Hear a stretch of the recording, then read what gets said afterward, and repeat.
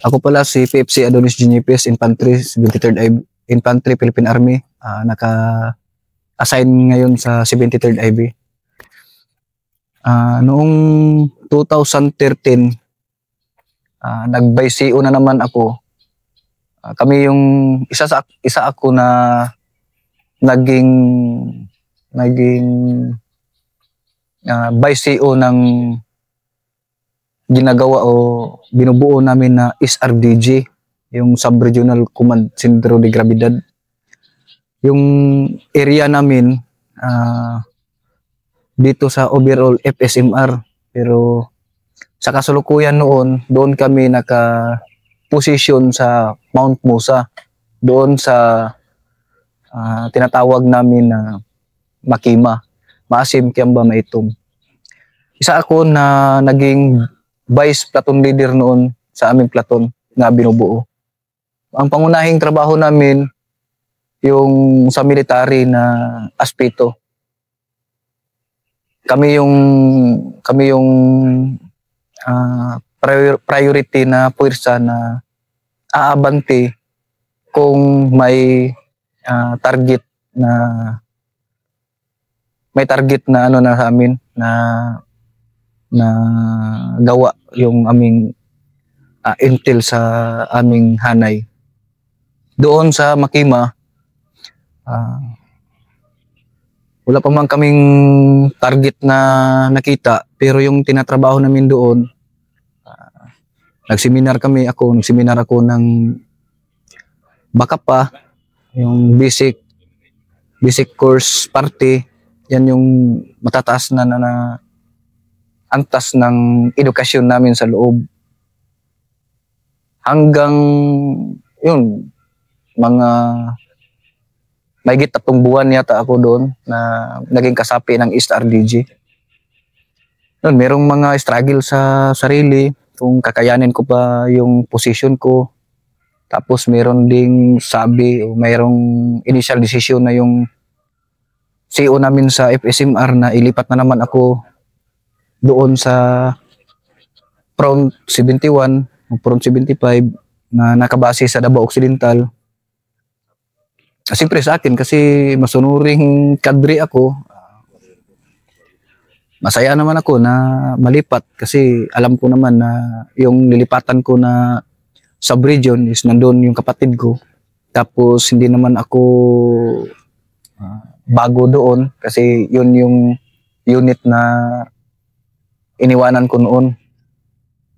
Kaya 2014, nilipat ako doon sa Tala. Doon sa, hindi pa man Tala yun, bali doon sa Front 71 na pinanggalingan ko.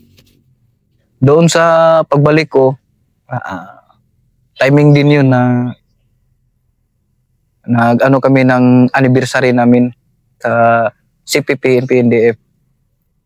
Doon ako pumasok, tapos yung posisyon na naman, nag-plenum na naman doon yung dalawang printe namin, yung 75 at saka 71. Tapos ginawa na kami ng 3 platon. Ako yung isang nag-CO na doon sa isang platon, yung platon 3. Yun yung bagong posisyon ko noon sa 2014, nag-CO na ako ng isang platon. Bali 5 platon na kami kasi dito sa Front 75, 2 platon. Tapos doon sa Front 71 is 3 platon. Platon 1, platon 2, platon 3. Tapos yung platon 3, yung role ko noon, CO, tapos ako yung taga-ikot sa 2 platon. Nakabase yung 2 platon ko noon yung platon 1 namin nakabase doon sa Jas, tapos yung platon 2 namin nakabase dito sa Sarangani at saka Don Marcelino. Tapos ako yung taga-ikot. Yun yung position ko noon sa pagbalik ko dito sa 71 at saka 75. 2014 yata yan. Yung 2014, kasi hindi kasi maiwasan na parang diskumpiyado sila sa yung aking kasanayan sa pagampan sa aking sa aking position. Sabi nila parang matakutin daw ako. Yung first encounter o first pamaniuber ko ng aking platoon noon, yun yung doon sa Sapa 2014 na narekabiran kami ng isang HPR na nabulaga yung isang team ko. Yun. Tumakbo sila kasi na unahan sila ng tropa 2014. Tapos yung tropa hindi nila nakita yung isang armas na naiwan kasi tumakbo yung isang team na pinalabas ko. Yan, naiwan yung isang armas lang yung nakuha nila. Yan yung first encounter sa aking platoon 2014. Nadagdagan din yun mga 1 week before. Kandak na naman kami ng ambush kasi may nagpapatrolya o nag-ooperation na tropa ng 73rd IB, particular sa Alpha Company, na display talaga yung kanilang galawan o kanilang ruta. Kaya inabangan ko na naman. Tapos 2 platoon kami doon na nag-abang sa kanilang posibleng ruta. Tapos may isang platoon na SYP namin na umakyat kasi may problema sa kanilang kadre. Nag-aaway kasi yung kadre nila. Kaya pinaakyat na lang. Tapos gusto ng CEO ng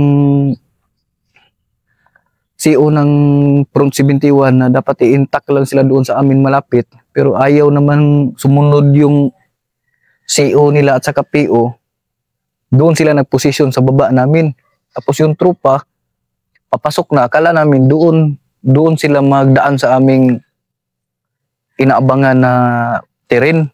Yun pala, doon sila dumaan sa kabilang daan. Kaya doon sila napunta sa hindi masyadong malakas na puwersa ng platoon. Kaya nila na patras yung isang platoon na encounter ng tropa.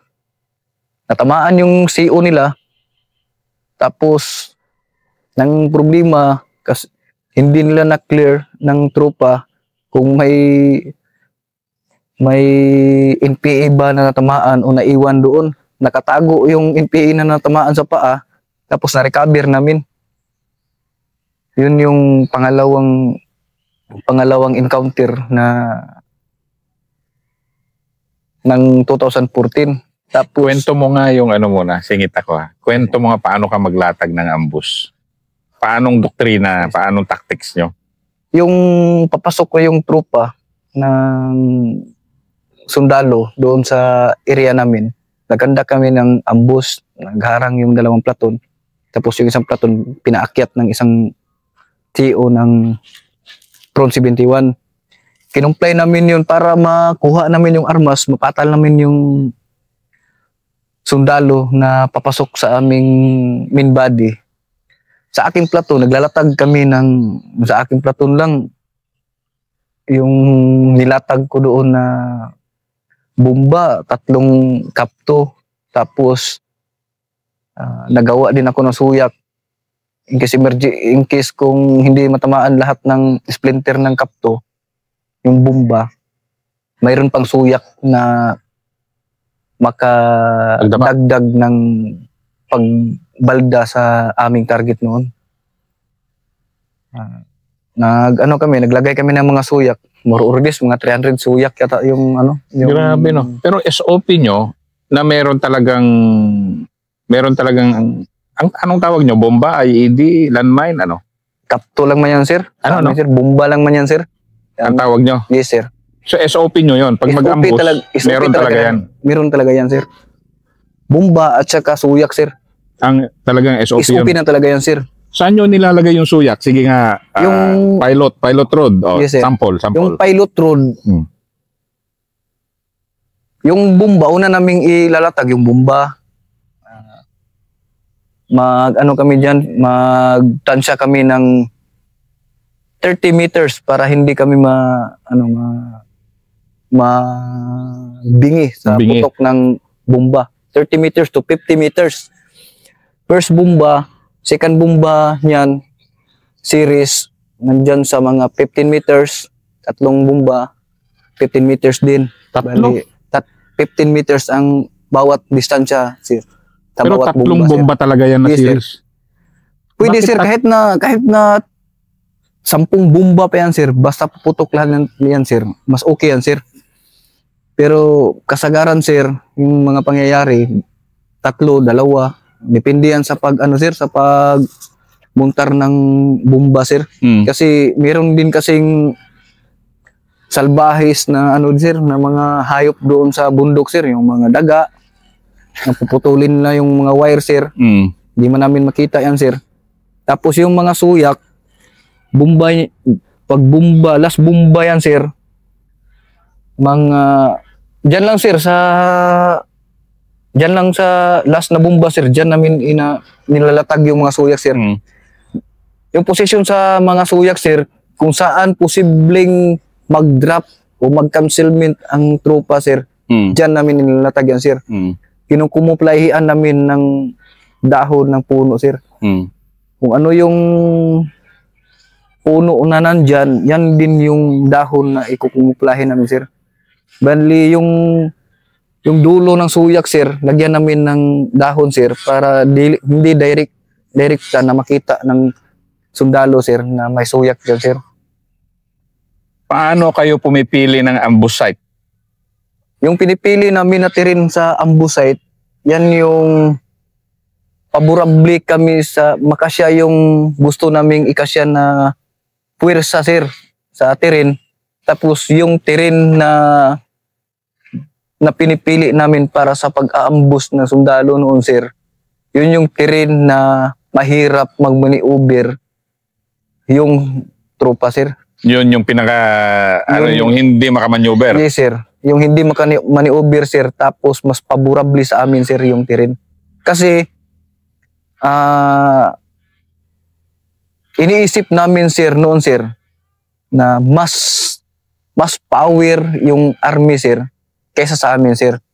Kaya sir, ang ginagawa namin sir, dapat kami yung mas paborabling maghawak ng paborabling terrain sir, at saka mas pabor din sa amin sir na makita sila sir.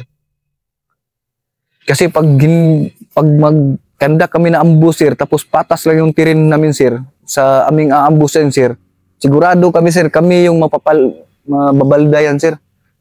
Kasi yung army sir, yung army talaga, iniisip namin na pag ma-surprise siya lang yung army, mataas na yung 5 minutes sir, makarecover na yan. 3 minutes. Ganun yung ano nyo? Yes sir. Yung isip namin sir sa army sir, 3 minutes lang, nakarecover na yung army. Kaya yung galawan namin sir, sa Tripolis, dapat mabilis kami makamaneuver sir, baka makarecover yung army. Ang ibig sabihin kasi ni Kakaukoy, yung makarecover yung pukpukan, yung makamaneuver agad, maka-counter-attack, maka-forma agad yung army. Yes sir. Totoo yan. Yung, ang gusto namin sir, gipitin namin yung army sir sa posisyon sa terrain para hindi kaagad sila makamaneuver sir. Kasi iniisip namin sir na pag ang army, ang instinct ng army sir, mabilis makarecover yan sir. Kaya yung galawan din namin sir, ginagamitan din namin yung Triple S sir. Palaging yun pa rin kayo, Triple S? Is-open na namin yung Triple S sir. Dapat pag magkanda kami ng ambush, secrecy, huwag magpagalaw-galaw, huwag magawa ng ingay para ma-surprise natin yung kalaban. Pag ma-surprise na yung kalaban sa putok, mamaniubiran natin yan kaagad. Speed ang gagamitin natin. Anong mas gusto nyo, ambush o raid? Mang-ambush o mag-raid? Mas okay yung ambush sir. Mas madali sa inyo? Yes sir, mas madali sa amin yun sir. Kasi papunta pa lang yung sundalo sir, nakaplastar na kami sir. Tapos sa amin noon sir, meron kaming tactics na sir, kural, tulak, tapos lugmok sir. Ano yun? Yung kural sir, yun yung first stage sir na pag pasok pa lang ng sundalo sir sa area, babanata na kagad sir, attritive. Yan yung kural, sir. Tapos yung tulak, Para, harang, tapos hindi, para ano na, sir, mabawasan na yung kanilang bala, sir. kasi yun yung ano nyo, Yes, sir. Kati namin yun, sir. para Kati namin, pumutok sir. ng pumutok na. Putok na yung tropa, sir. Style Abu Sayyaf, ganun yan din eh. Yes, sir. Pagtansya na namin, sir, na, nabawasan na yung bala ng tropa. Hmm. Atras na naman yung team, sir. Yung naman tulak, sir. Yung tulak, sir, pag makapasok nila sa area, sir, itutulak na talaga yan ng nipoy, sir. Kural, sir. Hmm. Maraming putukan na. 3 araw ng putukan, sir. Attritive. Hmm. Papasokin yan, sir. Pagpasok yan, sir, magkanda kami ng annihilative, sir, yung ambush, sir. Consolidate yung mga nipoy nun, sir, yung puwersa na kunoon, sir, na consolidate para mag-ambush. Magpili kami ng terrain, sir, kung saan namin sila aabangan, sir. Pag dumaan doon, sir, ma-ambush talaga, sir. Yun Pero yung, yun yung galawan ng ano na, yun yung galawang kwan na ng Annihilative, commander talaga na, yes, sir. Doon na makita mo yung ano, sir, yung galawan ng CEO, sir. ng CEO. Yes, sir. Paano niya diskartehan? Yes, sir. Tapos pag magkapasok, sir, tapos hindi namin matamaan doon sa ambush namin, sir. Tapos magtrabaho sila doon, sir. Nag-observe man din kami, sir. Kasi amin man yung masa sa area, sir. Paglabas nila diyan, sir, paglabas nila diyan sa kanilang tinarbaho na sityo, sir, itutulak agad yan, sir. Papuntang palabas, sir. Paano? Yung pauwi naman yung tropa, sir. Kasi wala na silang supply, sir. Babanatan ng nipo yan, sir. Patulak doon sa baba, sir. Kaya noon, sir, itong 73rd IB, sir, walang pahinga to, sir. Ang pahinga nito, sir, doon sa bundok, sir. Dahil Pag babaan nila, sir, banata na naman na, sir. Kumanda naman yung kanilang, ano, sir, na resupply na po. Balik naman sa bundok. Pagbalik sa bundok, banata na naman, ikural na naman, bawasan na naman yung bala. Kandak na naman kami ng ambush. Pag hindi namin matamaan, balik naman na naman sila, sir. Wala na, gamay na yung, ano lang yung bala na, sir, ba, nagasto na. Tulak na naman namin, sir. so parang ganun yung Yes, sir. kwan lang siya, cycle lang siya na Cycle lang, sir. umiikot-ikot lang yung diskarte na yon. Yes, sir. Kasi yung paikot-ikot, sir, kasi guerrilla tactics man yun, sir. Hindi man kami, ano, sir, hindi man kami malakas. Yung pagka ano namin sa aming sarili, sir, aming organization. Parang, ano kami, sir, ba? Kung sa manok pa, sisiw pa, sir. Tapos So, yung ganun army, utak sir. nyo. Ganun, hindi kami malakas, kaya Yes, ito sir. yung tactics namin. Yes, ganun. sir. Mm. Sisiw pa kami, tapos yung kalaban namin, pangtari na. Mas malakas to. Mm. Kaya gamitan natin ng wise. Tapos kami, ano lang yun, bihira lang yung bala namin, sir. Tapos yung tropa, kargado yan ng ano yung tropa, sir. So, Yan. paanong style nyo sa pag ano ng bala, pag kuwan ng bala ba, pagtitipid ng bala? Ano, sir?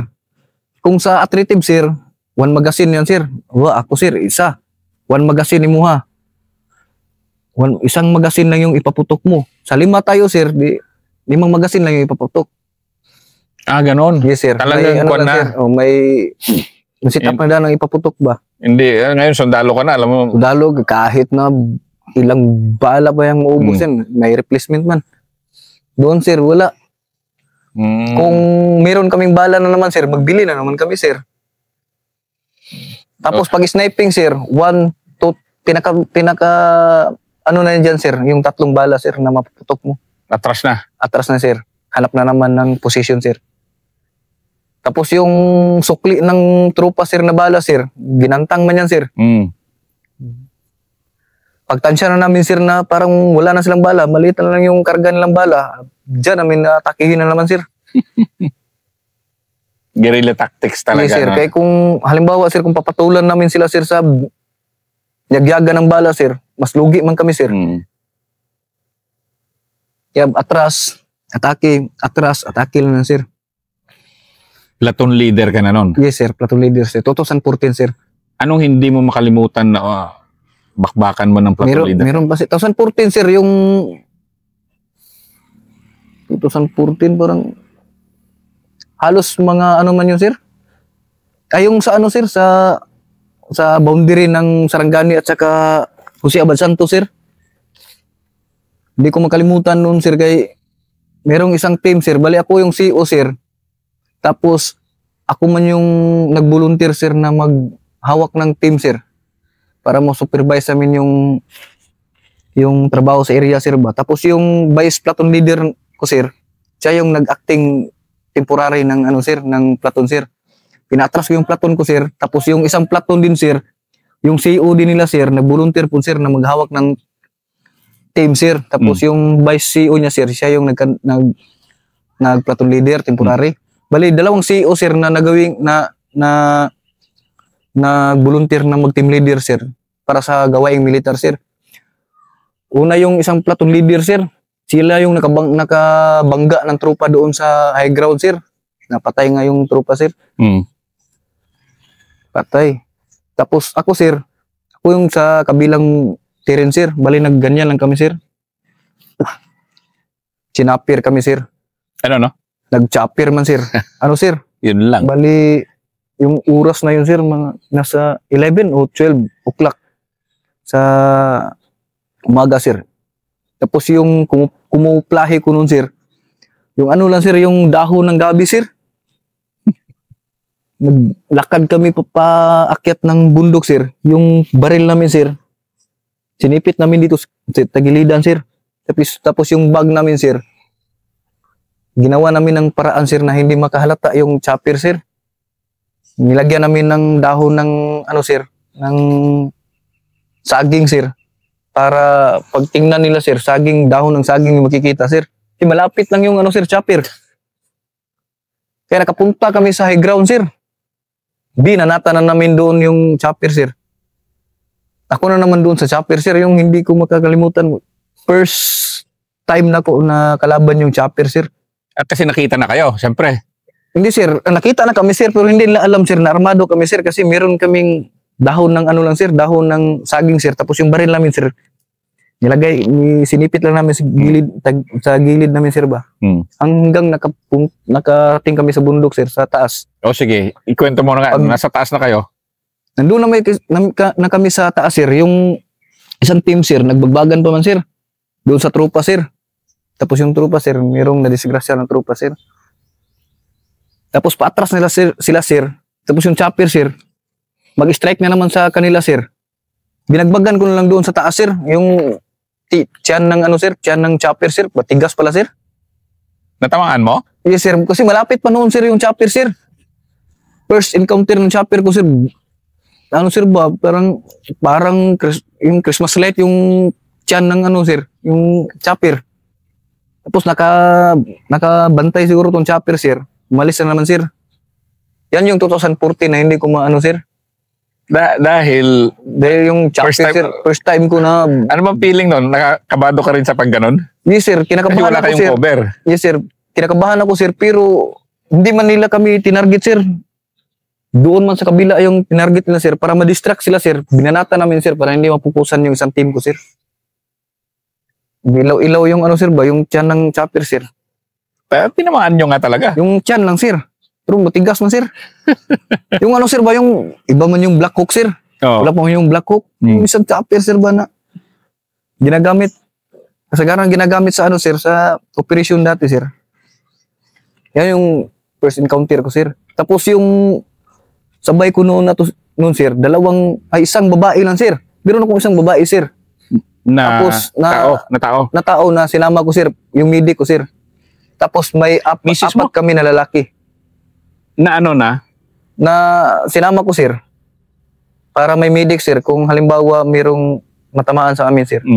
Tapos yung na yung chopper, sir, umuwi na yung chopper, sir.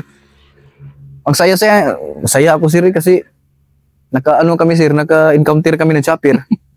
Kaya na naman kami, sir. Grabe na naman tikal namin doon, sir.